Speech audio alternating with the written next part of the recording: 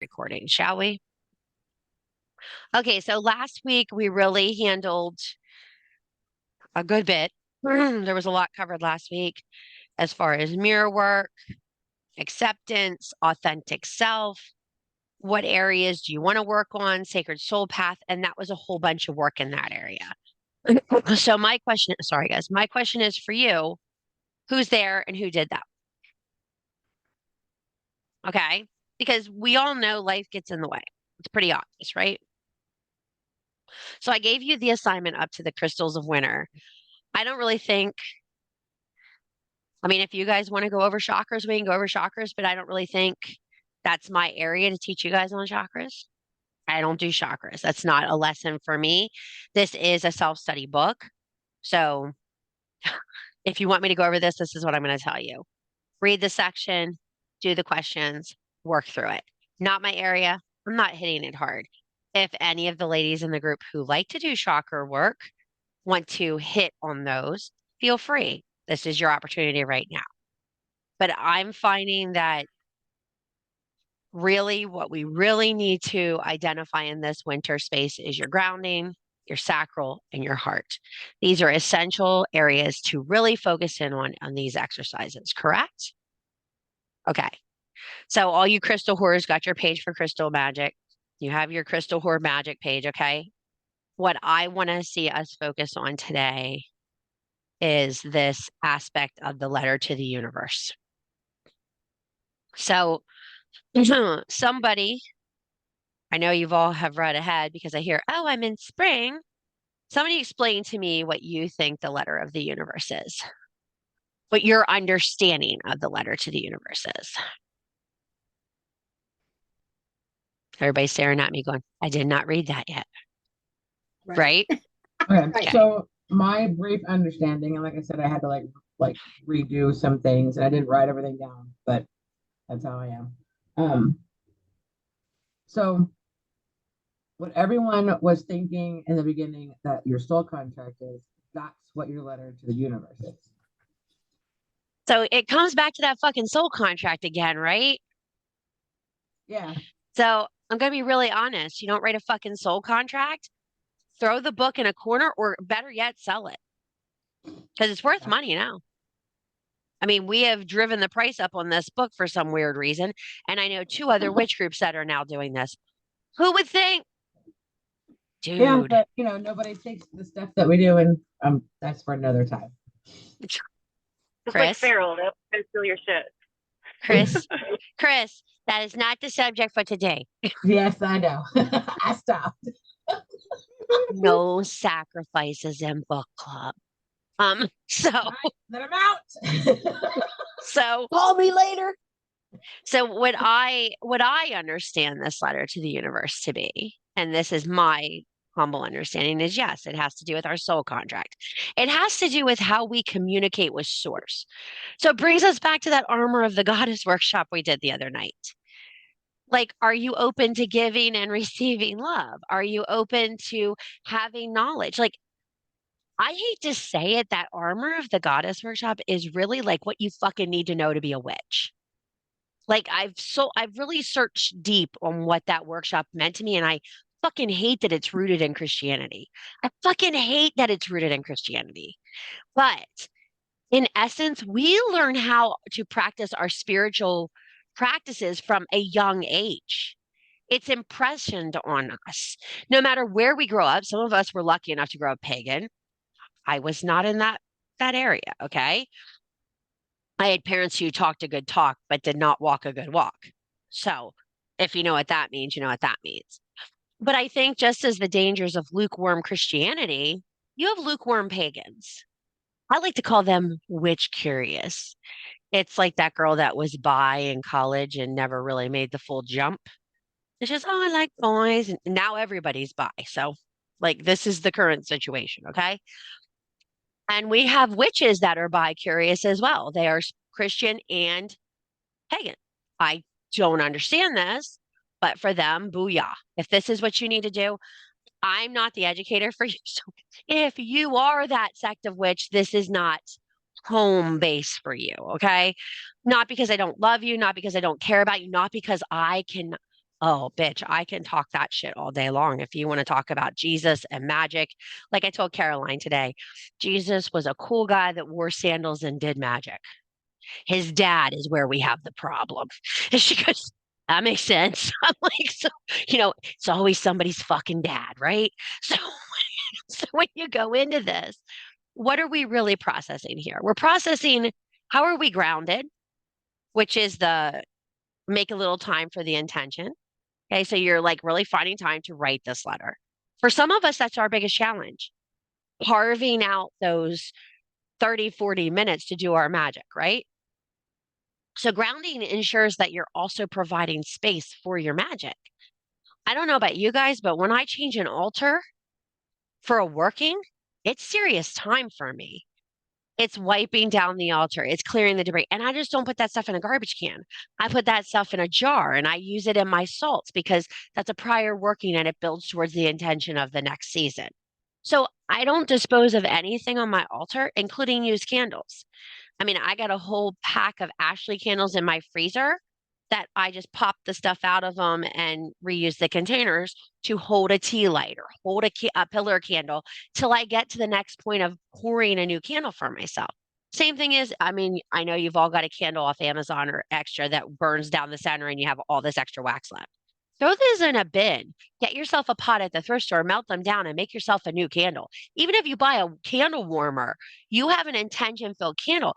That wax that you've worked with is your grounding. Everything that we work with in our practice is grounding, it is the base tools. So the next thing is describe to the universe what you want right now. Be specific, be very, very specific. I heard someone say in a lecture one time, and I want to say I heard it in a Tony Robbins lecture. That's where I want to say I heard this. I'm not sure because I listen to a lot of motivational speakers. I pay more attention when Tony Robbins speaks, though, to be greatly honest with you. Way more attention. But he said if we would treat our prayers as if we had a magic lamp, how much more successful would our outcomes be? Yeah, I think it was him. Because I was like, he's so fucking smart. Maybe he's God. Yeah, I had that epiphany, I think, that day. Um, if that's what God looks like, sorry guys, I'm leaving. I'm out. I don't know what to tell you. I could sit in Tony Robbins church forever. When you sit in there and you think of how you're describing to the universe, are you taking like 2 days to write your full moon intentions, to write your new moon intentions, to pull your cards to support them? Or is it wham, bam, thank you, ma'am? I love these people who go, oh, I just get by the fire, I whip that shit out and fucking I'm done. Well, you know what? I guarantee you, if you're a one night stand and that's how you look at things, you ain't getting the call back. The universe looks at you like a cheap hoe. Bitch didn't know what she wanted, just hit it, quit it, and got out. And the problem is in our magic, that is not working. So the next thing you have to do in this step, step 3 is your fears. Your fears will step in the way of your manifesting intents. Your fears will cancel out the universe's needs to give you things. Like that old adage, you don't get more than you can handle. Well, when you're saying to the universe, I want to be wealthy and I want to have this and I want to have that, and then you go, well, I don't know if having money will change me. The universe is like, well, she's not ready for it. She's not ready for that amount of wealth. She's not ready for that. And I find from personal experiences writing a lot of intentions right now with my daughter, I have to take whatever that it's going to look like on the other side. We need this surgery. I need this date. We will deal with whatever this looks like on the other side. Big risk, big reward.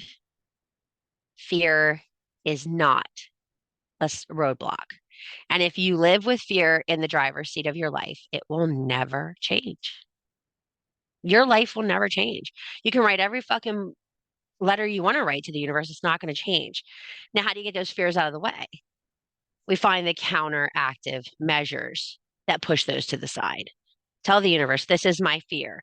This is how I can get past it. Let's put this into my intention. You got to write your way around the fear. And these letters are really important for that. Now, telling the universe what you want exactly, detailed, okay? This is different than where you are. This is what you want. Where you are is a status. Number two is a status of where are you currently at in your magic and what can you currently handle, correct? What you want is where you're going. The fears and the want should balance. And I know a lot of people are sitting here going, nah, nah. And the hardest part of this letter is coming to the piece of what the universe delivers to you and dealing with it. You need to give universe the open, it's okay, whatever you deliver to me, I'm going to deal with and do the best I can with. And we will see where it goes from there. You know, I hear a lot of special needs moms say this phrase, this is their journey and I'm here to support them. And what people need to remember is this is your journey. This is your magic and your circle is here to support you, not pull you down, not persuade you it's not the move for you. They are here to support you. If some Zem motherfuckers don't know how to support you, remove them from your journey. I'm sorry. There's only so much you can do to protect your namaste, motherfucker. And I think people are forgetting the importance of protecting your namaste, as well as being at peace with the universe. You have to be at peace for what you ask for. So I did some work for this moon phase, and I know you all did work for this moon phase, okay? But I did some work with how I view things in my life. I have this need to save things. It's my nature. And there's a deep, dark story about that. And not many people know that deep, dark story. But it's a very deep, dark story.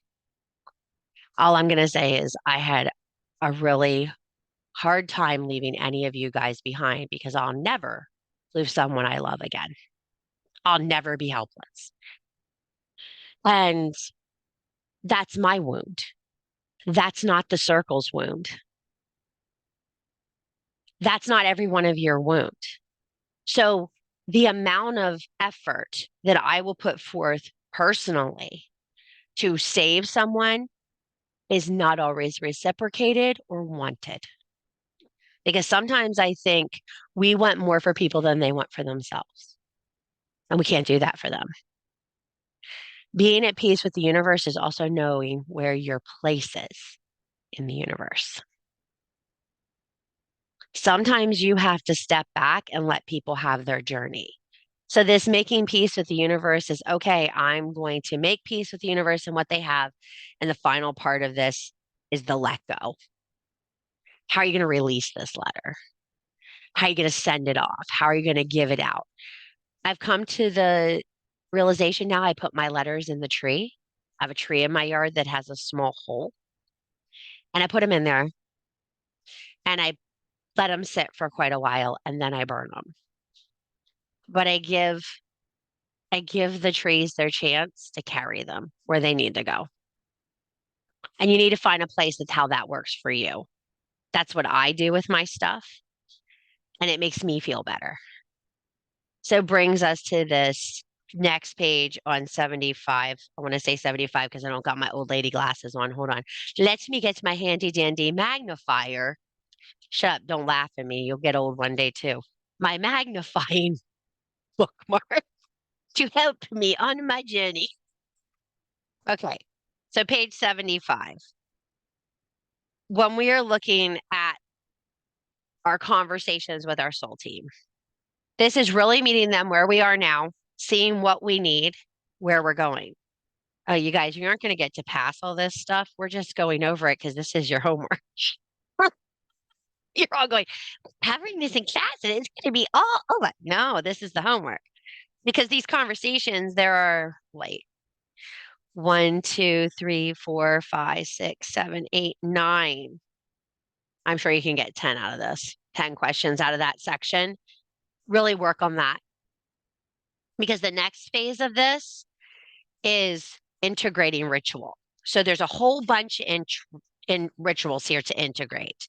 So I'm going to ask you to read over them, and I'm going to ask you to do at least 2 of them in that section. Okay. That's going to bring us up to page 90. Okay. So the one I really want to focus on, and I think is going to help you the most, and you can do all those, but today, the only other thing I want to cover with you guys is energetic cords. And I want to hear the group's idea on energetic cords and how they work. I know how I view them. I don't want to hear me talk about them. You tell me how you view them.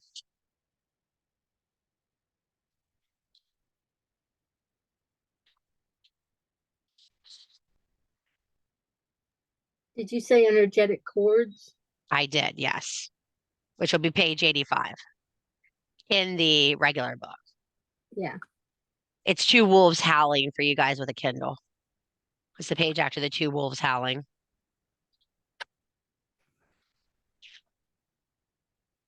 And by the way, those mantras written on those illustration pages are great to put in your journals and focus on at a later time. They're really good. This has got to be one of the best fucking books I've ever seen for like random prompt drops.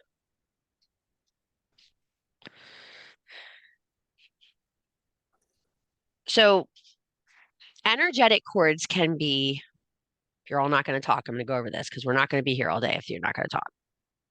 The energetic cords are your binds to events, people, relationships, areas of your working.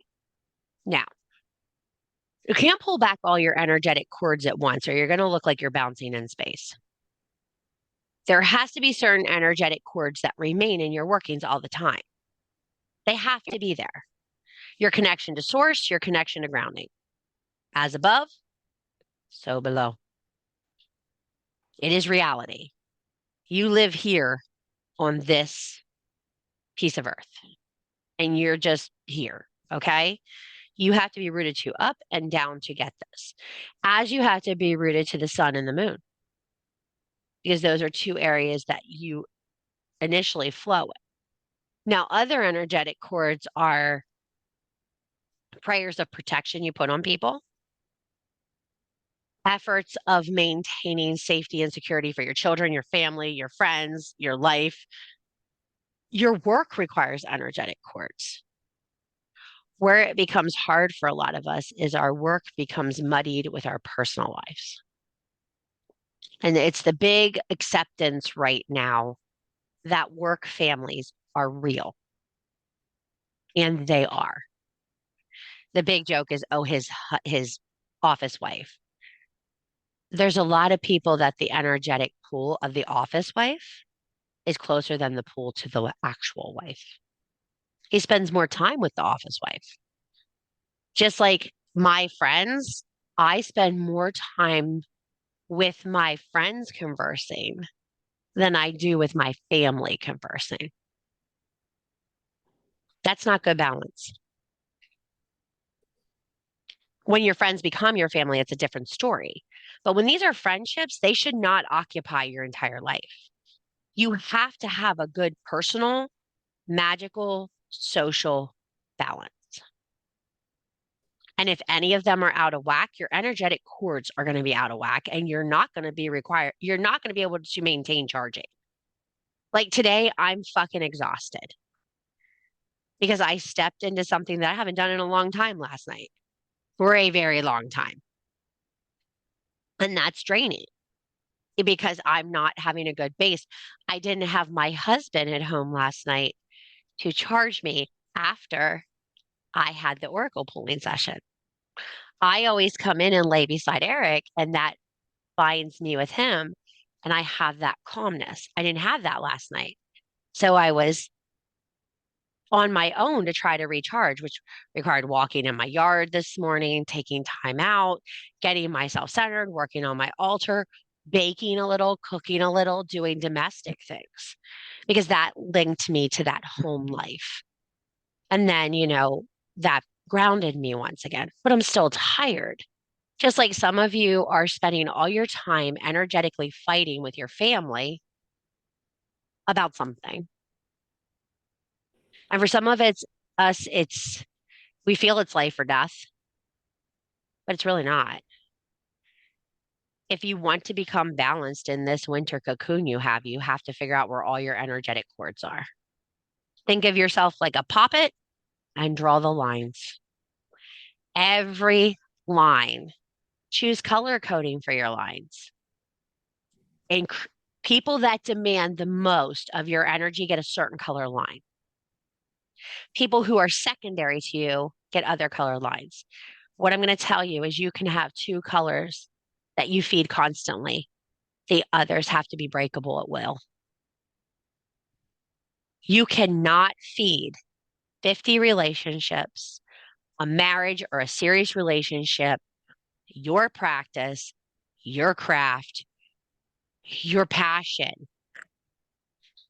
and succeed. It's not going to happen because there's not enough energy within you. And sometimes certain chords require more at certain times.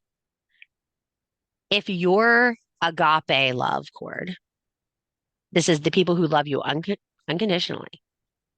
I know right now, I could call Holly and say I murdered an entire room full of people.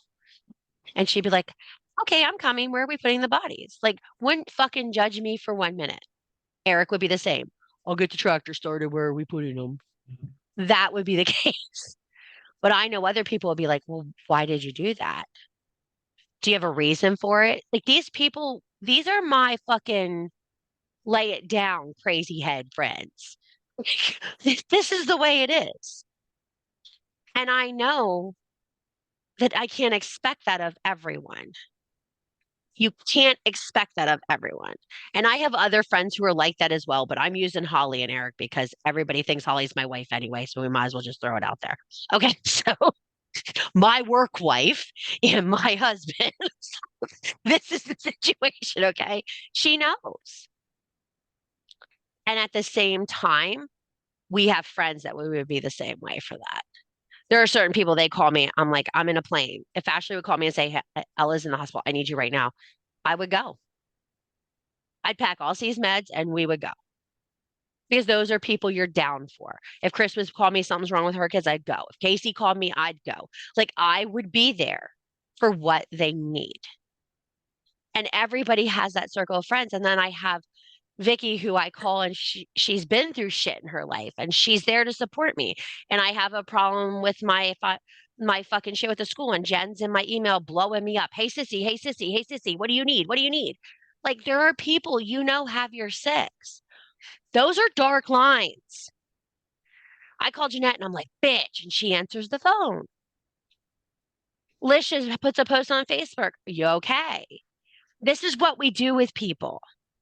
We create those bonds and we move into those bonds with support for those bonds.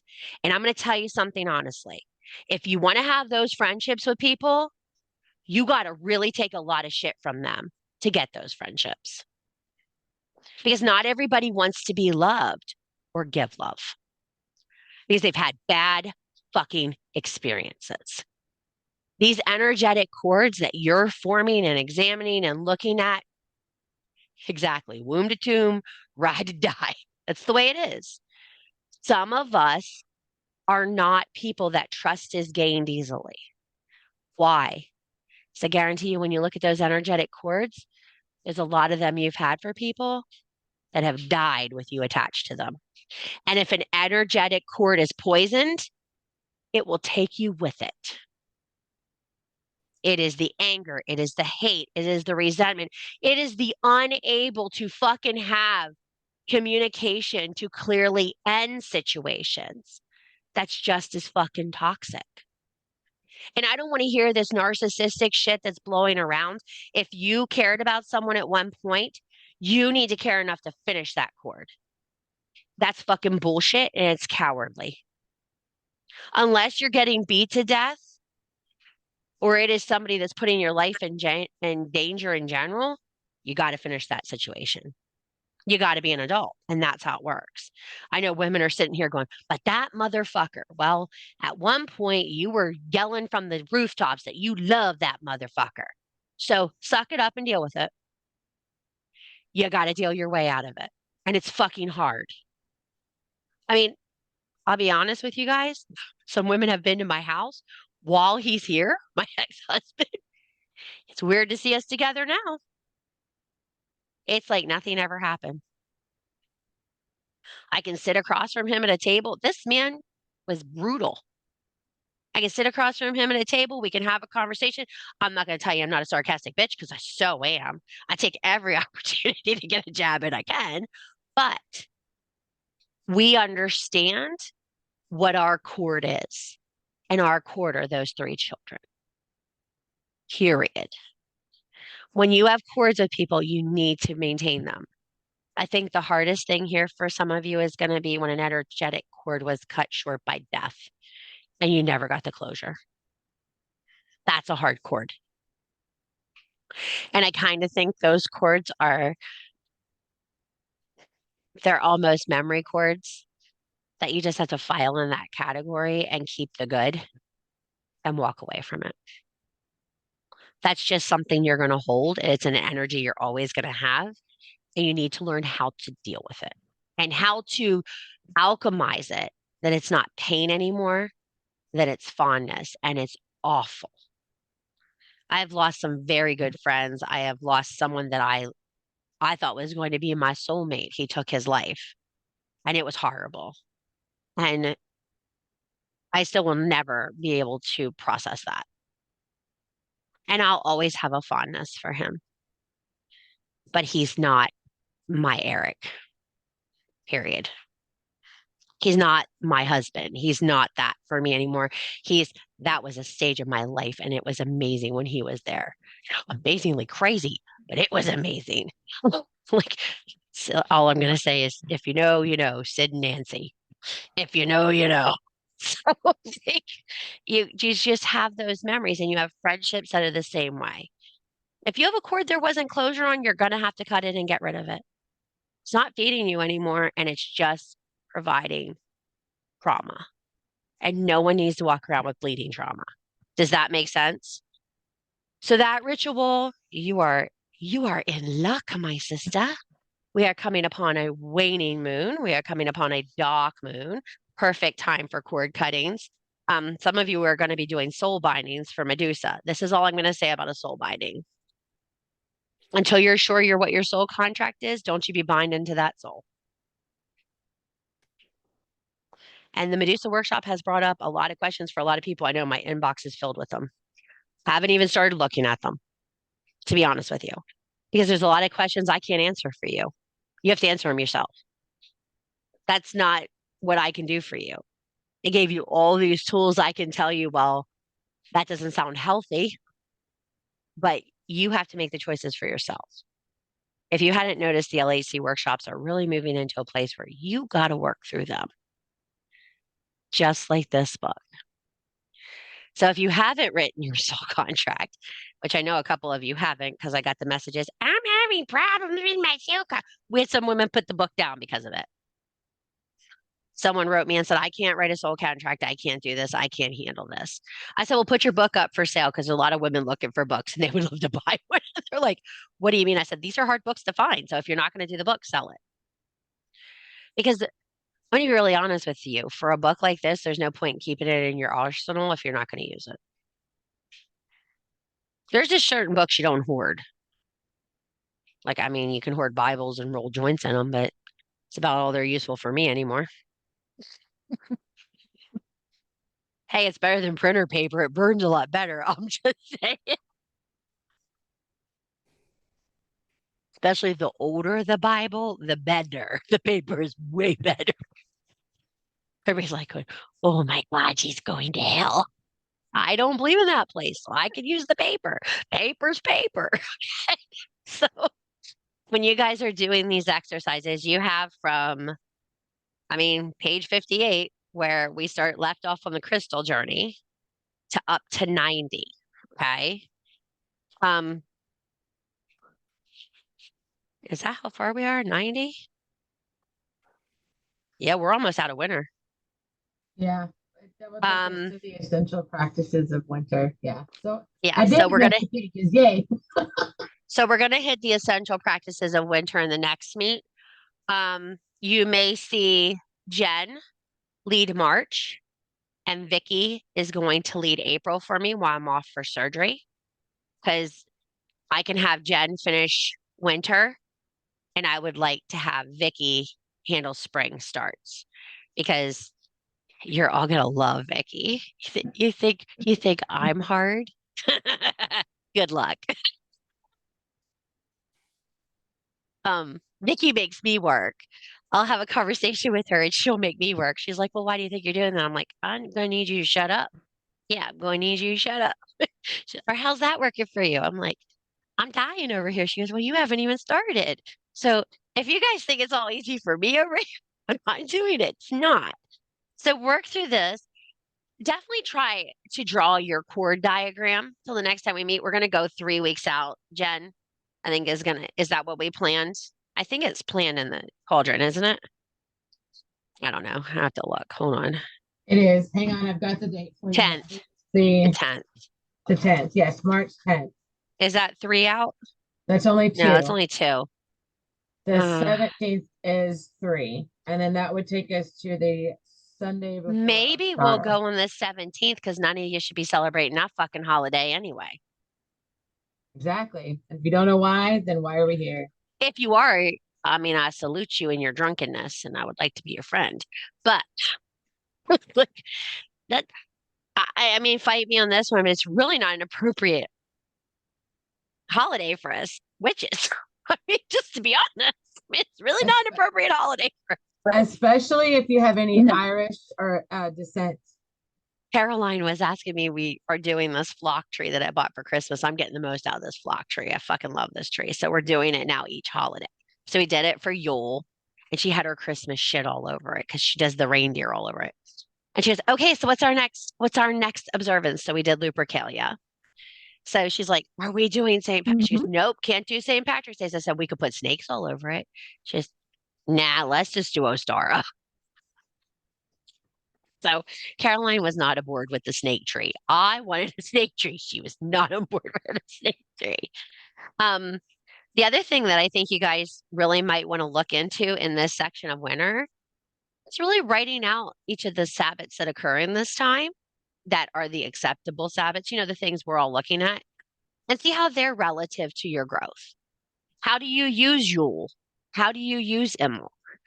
Like right now, it was so cold yesterday, and it's just turning right into the spring appearance today. Caroline's like, "It's so beautiful, but it's so cold."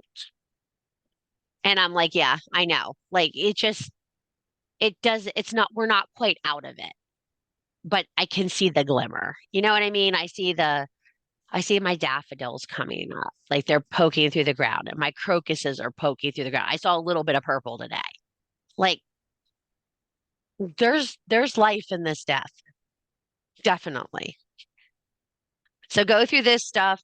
Jen and I will work on some prompts for you guys, but I think basically the book really has everything you need in this section. I don't really think we need a lot of prompts. The only prompts I would say, Jen, are to look at the observed holidays in this wheel turn and see what they're relevant to you. You all can write that down. We'll put it in the group for everybody else. The other thing is, I really want you guys to look at your energetic cords. Draw that in a notebook, really look into it, really focus on it.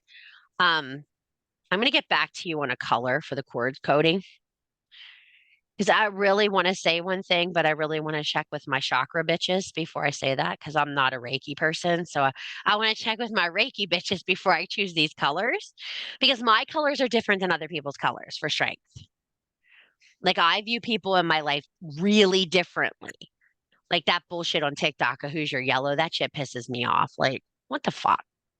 Who's my fucking brown? Because lots of people are pains in my ass. That's my brown. Those are the ones. Look, Like I taught my kids when they were potty training, if it's brown, flush it down. Like you don't keep that around.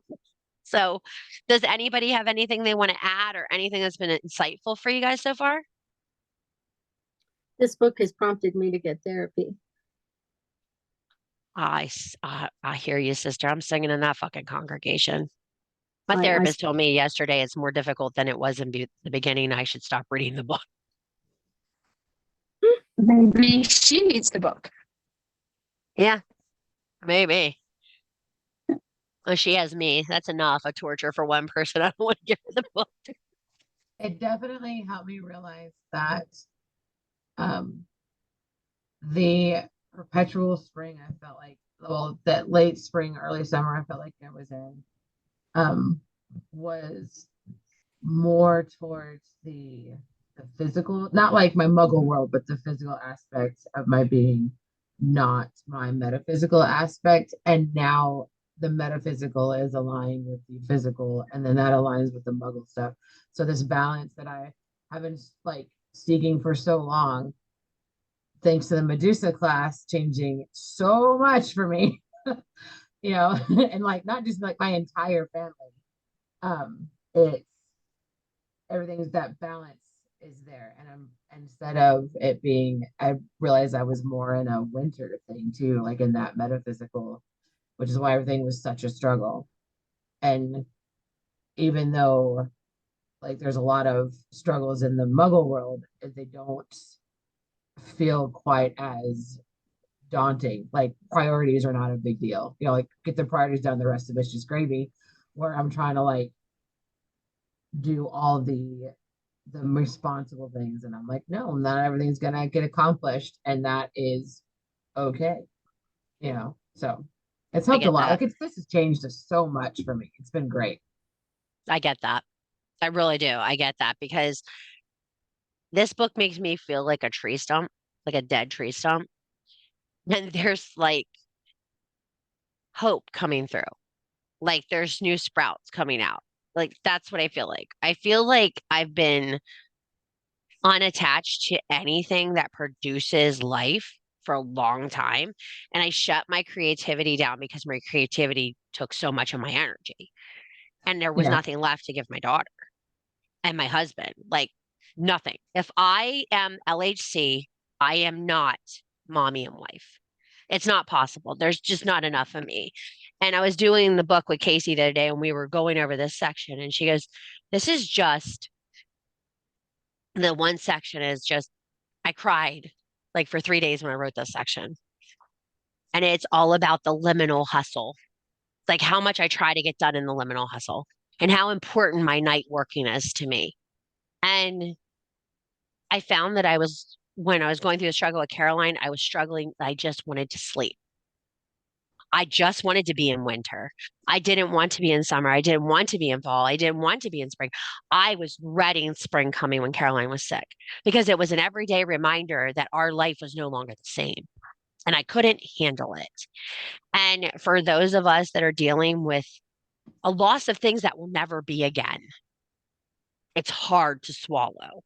So I mean, I know it sounds funny. I feel like a big dead stump, but I feel like a big dead stump that finally found something to grow for again. And it's weird, but I found that I don't want to be the tree that grew there before. I don't Makes want to sense. look anything like that tree. I don't want the LHC to look anything like it looks anymore. To be very brutally honest with everybody. I don't want it to look like this at all anymore. I don't. I don't want it to look like this at all because I feel like there's no reciprocation, no reciprocity, no respect for one another, and I don't like it. And I'm closing down LHC High, and we're going to open up LHC Grown because there are certain levels of the world you need to move to, and one of them is you need to wear your big girl pants and do your big girl magic. This is a circle, and it will always be a circle. And this book shows you that there are circular patterns in life, and supporting one another is important. But not everyone is there to support you. Not everyone is going to get down in the ditch with you. just remember, when there are hurricanes blowing around you, very few people will get out of the truck and lay in the ditch with you. They really will not. And I have learned in the past year and a half of my life, some people are not capable of that. It's not that they don't love you, it's they're not capable of it. And when you're that kind of magical giver, you have to look at that. Like I examined my cords really hard. Do you think you got the cord exercise by accident? Nah, I've been doing that for 2 weeks, maybe a month. Since Medusa started hissing back at Yule, I've been looking at that kind of thing in my life because we all don't have unlimited information. We all don't have unlimited resources. We all don't have unlimited anything. We don't have unlimited life. Congratulations, you didn't die today, but it will come.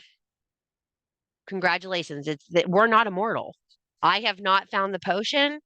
Believe me, when I do, there will be signs. I will wear no bra. I will have low cut tops. My tatas will be up high. My ass will be out.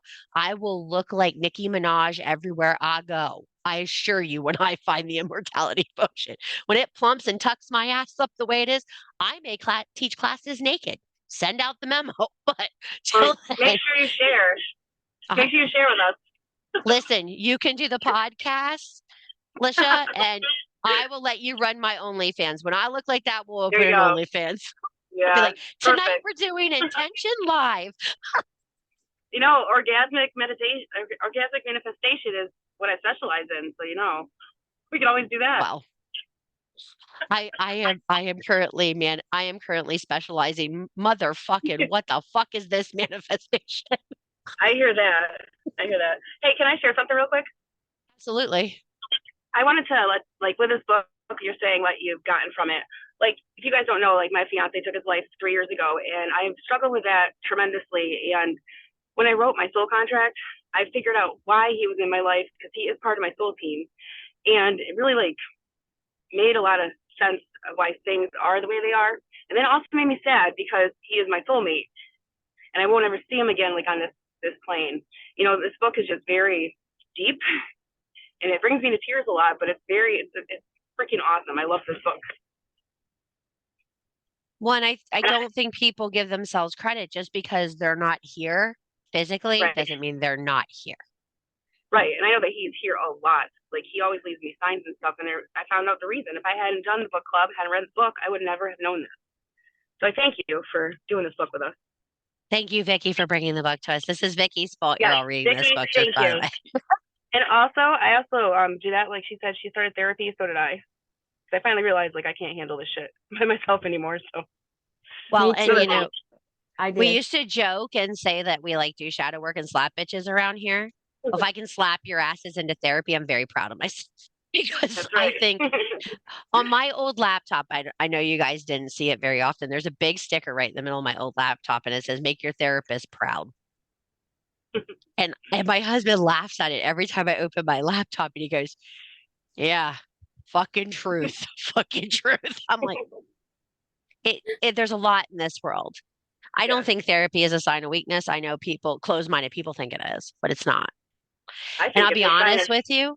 yeah. I'll be honest with you, people that are not pagan, that are going to church, I hope they find the right church because they need that. Yeah. They need that support. Like, I see those churches full right now, and it's because the world is rough. And you can see people are flocking back to church. Give it a couple months, they'll be over here. Give it a couple months, they're coming back because they're not going to get what they need in those communities because there's no support. And There right isn't. now, no. Yeah, And that's weird you we're said that looking. because I had a friend that had told me a story about how there is no they have a therapist at the church, but they're not licensed. The church in the area where I live. So a person that went there and the church totally told them it's all their fault. The whole thing was their fault, and it's it makes them into it's not good. They claim to be therapists, but they're not. Well, and these churches have these ways of licensing guidance people. They call it guidance. In the UB church, they call them guides. They have marital guides. So they're men in the church that meet with you and your husband and tell you need to be a better wife.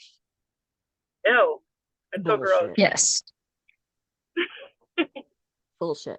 No, I just wanted to say, part of, at one point in my life, I was looking at Christian witchery because, gotta watch out what you do. But what actually they have here in Arizona, I don't know if you guys have ever heard this, it's the American Indian Bible College. And they combine their nativism with the Bible. And it was the first time I've ever seen it done. And because of what she was doing by going that route made me go, hey, you can be a Christian and yet do this. But obviously, the more I got into it, the more I realized you can't be both. But But do you want to know a fun fact? I learned this today. And I did not know this. I was reading something and I learned this today. Marie Laveau was a devout Catholic. Mhm. Devout Catholic, went to church every Sunday. She ran groups. She did all those things. She wasn't as black as you think she is. She could have passed.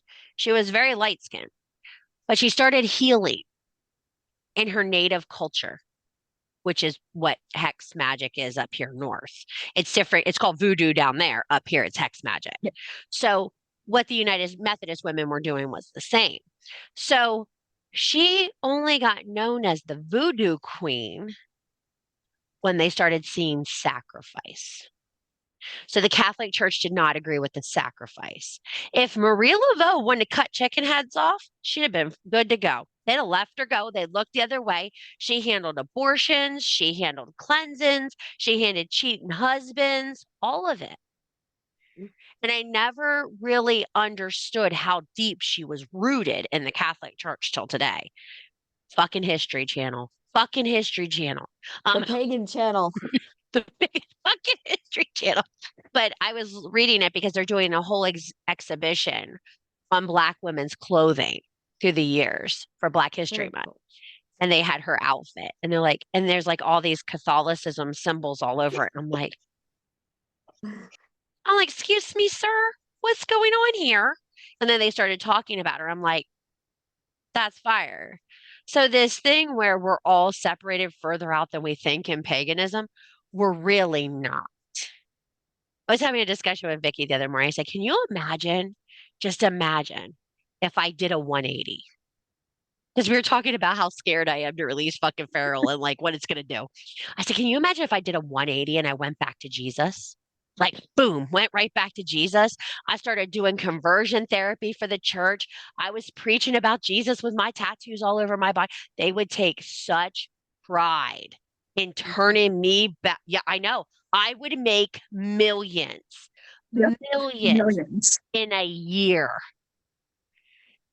Kat Von D has totally sold out everyone she loves, everyone she cares about. She did people dirty before she went back, but it's all washed by the blood of Jesus now. She needs this book. I'm going to send her this fucking book. She lives by Nikki in Indiana. I'm going to send her this book and be like, bitch, you need to read this book because we're worried about your soul because it's not authentic.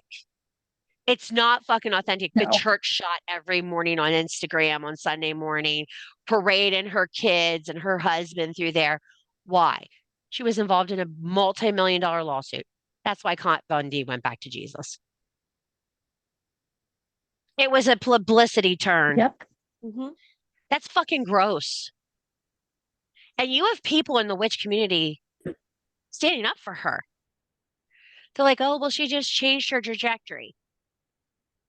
Ma'am, you think? Do you think that's in her soul contract? I'm curious what her soul contract is. I'm curious what she thinks it is. Right. And I see that in our witch world too. Like you see it on Witch Talk. These people don't know shit from dick. Shit from dick. And all they worry about is, oh, I'm selling this. Oh, I'm doing this. Oh, this has all disappeared from my channel. Can you imagine if every day I told you guys all the problems I have? I assure you, you don't know a quarter of what goes on at the LHC. You might hear about one or two nasty emails.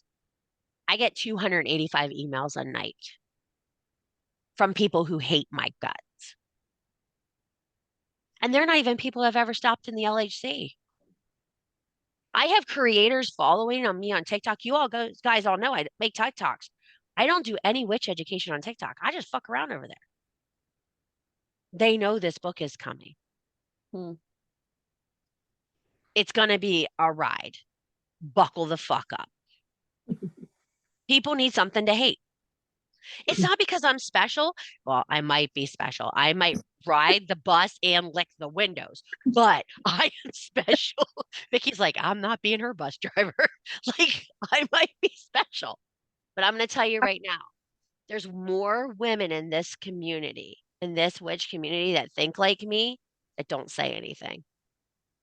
They're fucking quiet because their soul contracts have not been called up to be responsible for it yet. When the universe puts a challenge in front of you, your soul contract becomes very clear. This is why you're here.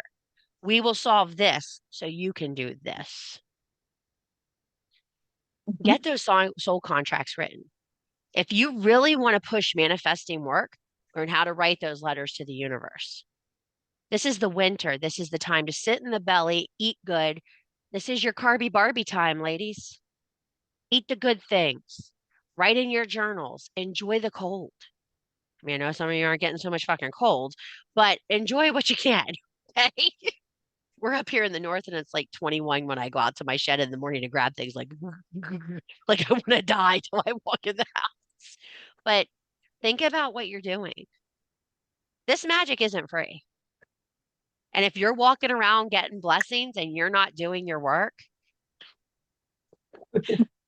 It's coming. I, I'm just over here having my popcorn watching this show because this is going to be good. There was a long time I got whatever I asked for, whenever I asked for it, stepped up to the plate, wrote the workshops. It took that shit out of my ass hard. And they will do it every time. Takes a long time for it to catch up with you. But when they figure it out, you understand the real work begins. So you guys have a great afternoon. I will see you guys tonight. The link will be up for Snow Moon in the event, and then I'm going to send it out to everybody that took the classes so you all have it. So we'll have it up on the main page for people to attend. Remember, this is not me doing your ritual. This is me helping you with your ritual. So I have to do that alone, and you have to do that alone because energy is, as we just discussed, cords are a lot.